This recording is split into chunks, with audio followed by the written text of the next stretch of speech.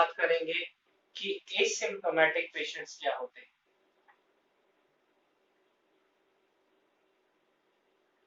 Asymptomatic asymptomatic patient वो है जिन्हें कोई भी लक्षण या कोई भी कोविड का सिम्टम नहीं है। कोविड के सिम्टम्स क्या क्या होते हैं? देखिए, कोविड के डिफरेंट टाइप्स ऑफ सिम्टम्स होते हैं। दो तरह से हम उनको सेपरेट कर सकते हैं। कुछ सिम्टम्स होते हैं जिसे हम कहते हैं माइल्ड सिम्टम्स, और कुछ सिम्टम्स होते हैं जिसे हम कहते हैं सीवियर सिम्टम्स।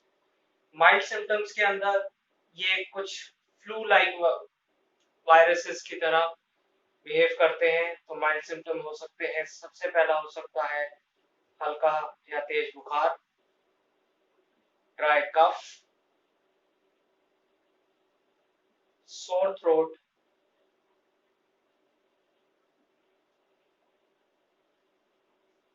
या हो सकता है स्टमक अपसेट,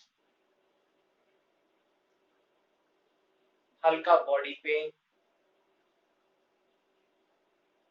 ये कुछ माइल्ड सिम्टम्स हैं जो हमें एक्सपीरियंस होते हैं। रनी नोज या स्नीजिंग भी इसमें से एक है।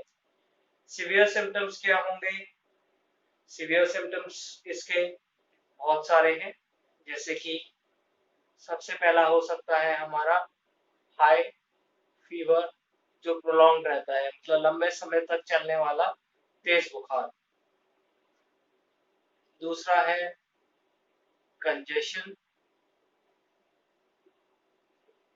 इन द चेस्ट में कंजेशन। तीसरा है डिफिकल्टी इन ब्रीदिंग,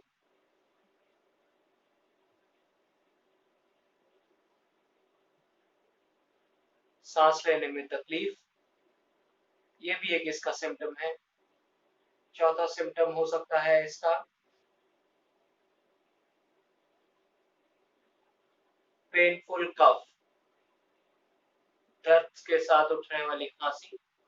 और सबसे सीवियर सिम्टम जो इसका है वो है निमोनिया लाइक सिम्टम, जिसमें सांस लेने में बहुत ज्यादा तकलीफ होती है। ये इसका सबसे जानलेवा और सबसे खतरनाक सिम्टम है। तो इसलिए इस बीमारी को हमें बहुत क्लोजली मॉनिटर करना पड़ता है कि हमारे सिम्टम्स कहीं माइल्ड से सीवियर में कन्वर्ट ना हो जाए। और माइल्ड सिम्टम्स वाले पेशेंट्स जो हैं वो होम क्वारंटीन में ठीक हो सकते हैं, जबकि सीवियर सिम्टम्स वाले पेशेंट्स को हॉस्पिटलाइज होने की जरूरत है। और इन्फेक्शन को स्प्रेड करने में जो एसिम्प्टोमेटिक पेशेंट्स होते हैं, इनका सबसे बड़ा हाथ होता है। तो एसिम्प्टोमेटिक पेशेंट्स जो हैं ये मेजर रोल इन्फेक्शन स्प्रेड करने में प्ले करते हैं, क्योंकि इन्हें खुद नहीं पता होता कि ये कैरियर की तरह काम कर रहे हैं, कैरियर ऑफ इन्फेक्शन। तो ये एक पेशेंट से दूसरे पेशेंट में इन्फेक्शन को स्प्रेड कर देते हैं, क्योंकि एसिम्प्टोमेटिक पेशेंट्स में देखा गया है कि ये प्रिकॉशंस को फॉलो नहीं करते। दे फॉलो लेसर प्रिकॉशंस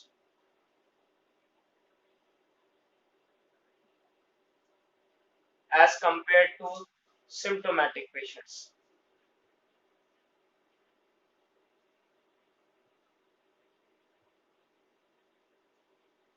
क्योंकि ये कम प्रिकॉशंस को फॉलो करते हैं, इसलिए ये ज्यादा रिस्क कैरी करते हैं अपना इन्फेक्शन स्प्रेड करने में।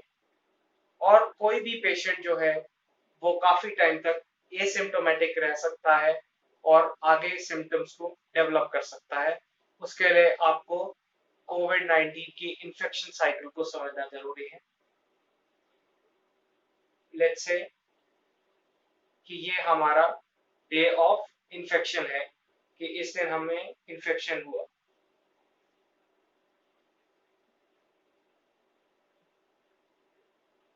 इसको हम डे 0 भी बोल सकते हैं। ये हमारा डे 0 है। सिम्टम्स को शो होने में 5 से 6 दिन लग जाते हैं, तो यहाँ पर हमारे माइल्ड सिम्टम्स आने शुरू हो जाते हैं। और अगर कोई पेशेंट एसिम्प्टोमेटिक है तो उसे 5 से 6 दिन के अंदर भी सिम्टम नहीं आते हैं। बट जानने वाली बात यह है कि सेकेंड डे से ही, डे 2 से ही जो वायरल लोड होता है बॉडी में, मतलब कि जो अमाउंट ऑफ वायरसेस होते हैं वो इतने बढ़ चुके होते हैं कि ये रिस्क ऑफ इन्फेक्टिंग अदर्स, मतलब कि इतना वायरस बढ़ चुका होता है कि ये दूसरों को इन्फेक्ट करने के लिए अमाउंट इसका बहुत ज्यादा होता है। तो ऐसे केसेस में ये इन्फेक्टेड पेशेंट्स भी, जिनको माइल्ड या सीवियर सिम्टम्स भी आते हैं, वो सेकेंड डे के बाद ही एक कैरियर का काम करने लग जाते हैं। जब वो प्रिकॉशंस सबसे कम ले रहे होते हैं तो वो कैरियर का काम करते हैं। कुछ केसेस में देखा गया है कि आगे चल के, अगर हम आगे चल के 10th डे में, 10 से 14 डे के अंदर जो केसेस बिगड़ जाते हैं उसके अंदर हमें सीवियर सिम्टम्स देखने को मिलते हैं। बट अगर कोई पेशेंट एसिम्प्टोमेटिक है तो उसे 14 डेज या 20 डेज तक भी कोई सिम्टम नहीं मिलता। 20th डे तक भी एसिम्प्टोमेटिक पेशेंट के अंदर कोई सिम्टम नहीं होता, नो सिम्टम। बट वो इस सेकेंड से लेकर 20th डे तक, मतलब कि ये 18 दिनों तक कैरियर का काम करता है और ये जितने भी लोगों के कांटेक्ट में आता है ये उन्हें इन्फेक्ट कर देता है। और हमारी इम्यूनिटी कितनी स्ट्रांग है या कितनी वीक है ये हमें भी नहीं पता कि हम कैसे सिम्टम्स को डेवलप करेंगे। तो एक पेशेंट जो एसिम्प्टोमेटिक है, अगर उसका टेस्ट नहीं हो रहा है तो वो एक कैरियर का काम करते हुए 18 दिनों तक, क्योंकि वो कम प्रिकॉशंस ले रहा है, क्योंकि वो इन्फेक्टेड नहीं है, ना वो होम आइसोलेशन में है और वो रेगुलरली ट्रेवल भी कर रहा है, तो वो कैरियर का काम करते हुए अपने इन्फेक्शन को ऐसे पेशेंट्स को स्प्रेड करता है जो हो सकता है आगे चल के सीवियर सिम्टम्स को डेवलप करे जो उनके लिए लाइफ थ्रेटनिंग हो। लास्ट हम जिसकी बात करना चाहेंगे वो है हमारा कम्युनिटी स्प्रेड।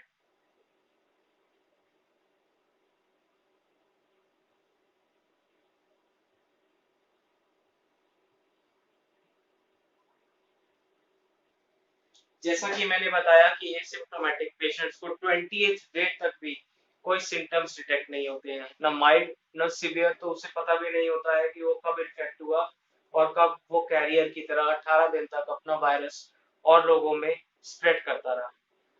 इसलिए कम्युनिटी स्प्रेड को जो है वो थर्ड फेज ऑफ स्प्रेड भी कहा गया है। थर्ड फेज, ऐसा क्या स्पेशल है कम्युनिटी स्प्रेड में? एक्चुअली कम्युनिटी स्प्रेड में क्या होता है कि हम कॉन्टैक्ट ट्रेसिंग नहीं कर पाते। Contact tracing can not be done. इसका मतलब क्या हुआ कॉन्टैक्ट ट्रेसिंग का? कॉन्टैक्ट ट्रेसिंग का मतलब होता है कि हम पता लगा सकते हैं किसी इन्फेक्टेड पेशेंट से कि उसे वायरस कहां से मिला है। कॉन्टैक्ट ट्रेसिंग के अंदर ओरिजिन ऑफ इन्फेक्शन या वायरस को कैन बी ट्रैक्ड। और ये ट्रैकिंग कैसे होती है? थ्रू पेशेंट्स सोशल हिस्ट्री, मतलब कि वो किससे मिला है, कहाँ गया है, ट्रैवल हिस्ट्री क्या है उसकी, उससे हम ये ट्रेस कर सकते हैं कि इन्फेक्शन का ओरिजिन कहाँ से हुआ है। कॉन्टैक्ट ट्रेसिंग पॉसिबल है। बट क्योंकि अगर केसेस बढ़ जाते हैं और कम्युनिटी स्प्रेड में चले जाते हैं थर्ड फेज में, इसका मतलब ये होता है कि वायरस जो है वो कम्युनिटी में फैल गया है। Virus is in the community, मतलब कि ऐसे सिचुएशन में contact tracing can not be done. क्योंकि हमें पता ही नहीं है कि वायरस किससे किसको मिल रहा है। ऐसे केसेस के अंदर क्या होता है कि हम कम्युनिटी स्प्रेड में एक्चुअल नंबर ऑफ केसेस को पता नहीं लगा सकते, क्योंकि हम सबका टेस्ट नहीं कर सकते कम्युनिटी के अंदर, वो पॉसिबल नहीं है। तो एक्चुअल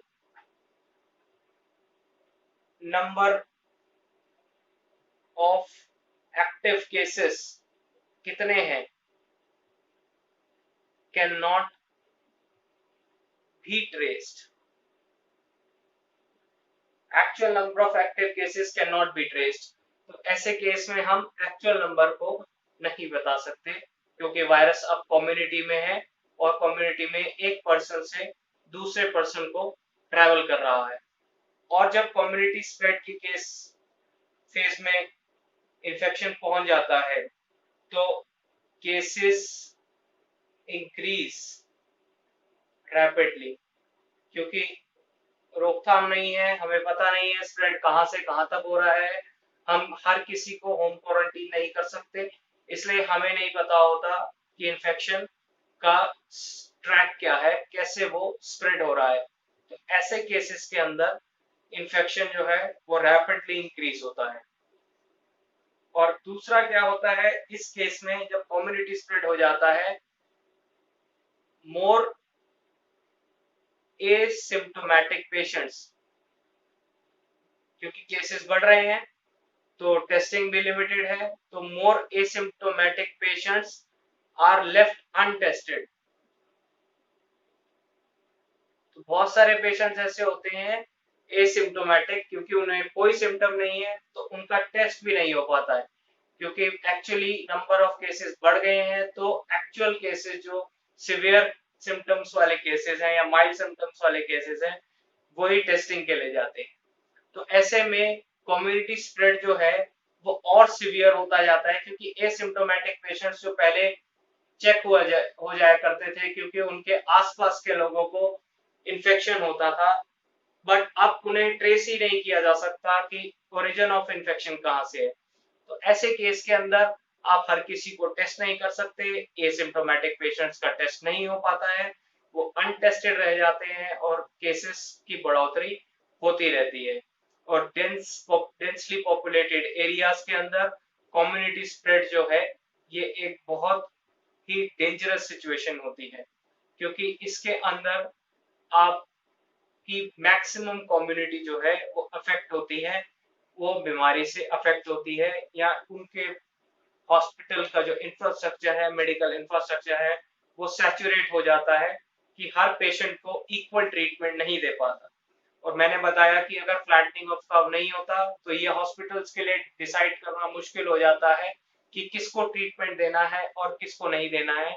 और ऐसे ही केसेस के अंदर डेथ्स ज्यादा रिपोर्ट होती है, क्योंकि हॉस्पिटल बहुत सारे लोगों को ऑक्सीजन या वेंटिलेटर सपोर्ट नहीं प्रोवाइड कर पाता है।